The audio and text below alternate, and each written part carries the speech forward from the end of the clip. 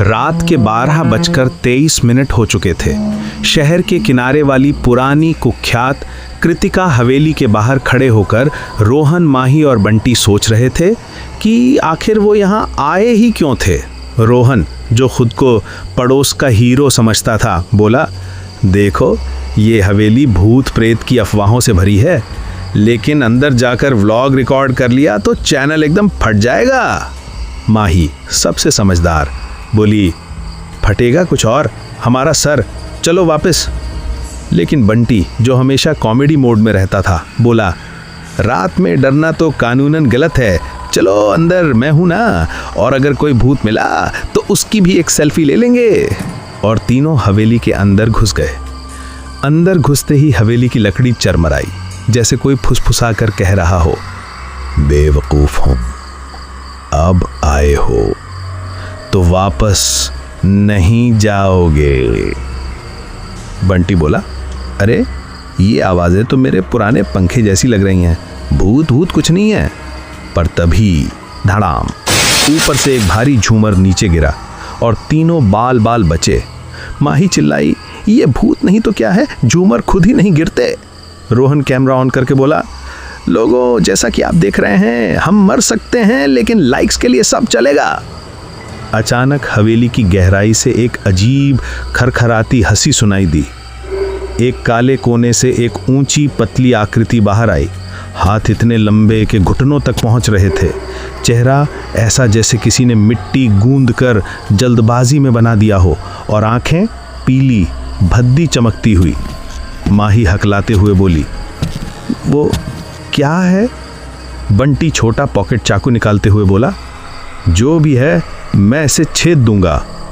वो प्राणी उन पर झपटा। तीनों अलग अलग तरफ भागे। भागते भागते बंटी एक कमरे में घुसा और गलती से एक झाड़ू उठा लिया। प्राणी उसके पीछे आया। बंटी बोला, रुक, मैं मार्शल आर्ट्स जानता हूँ, झाड़ू पट्टी स्टाइल। और उसने झाड़ू प्राणी पर झट से मारा। फड़ाक, प्राणी पीछे हटा और अचानक छींक दिया। बंटी बोला, अरे इसे एलर्जी है क्या? इस बार प्राणी ने उस पर भारी फूलदान फेंक दिया। बंटी चिल्लाया, ठीक है भाई, कॉमेडी खत्म, भागो। उधर रोहन और माही हवेली के नीचे के एक गुप्त तहखाने में पहुंच गए। वहां दीवारों पर अजीब निशान बने थे और एक पुरानी डायरी पड़ी थी।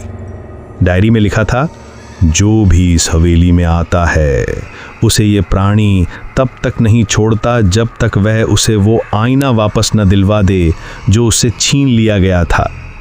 माही फुसफुसाई, तो इसे आईना चाहिए। रोहन बोला, कौन सा आईना? कहीं यहाँ पड़ा होगा।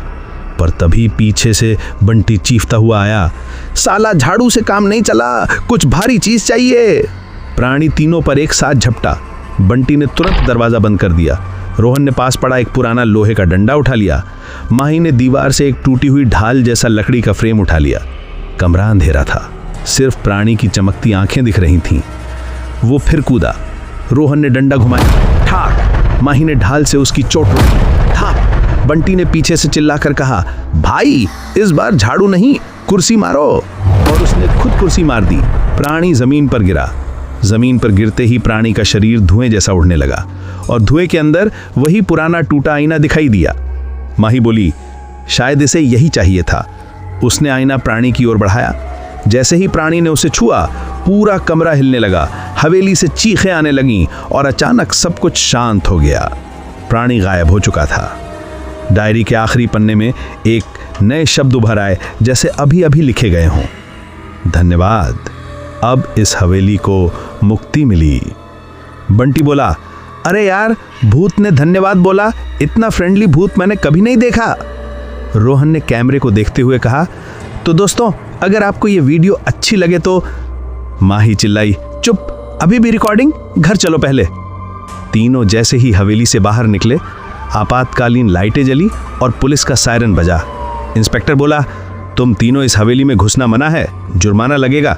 बंटी बोला, सर हम भूत से लड़कर आए हैं, थोड़ा डिस्काउंट मिलेगा क्या? इंस्पेक्टर ने चश्मा उतारते हुए कहा, भूत वूत कुछ नहीं होता। और तभी हवेली के अंदर से वही खरखराती हंसी सुनाई दी। इंस्पेक्टर का रंग उड़ गया। बंटी बोला, देखा, बोला था मैंने, कानूनन रात में डरना गलत है। और तीनों हंसते हुए भाग गए।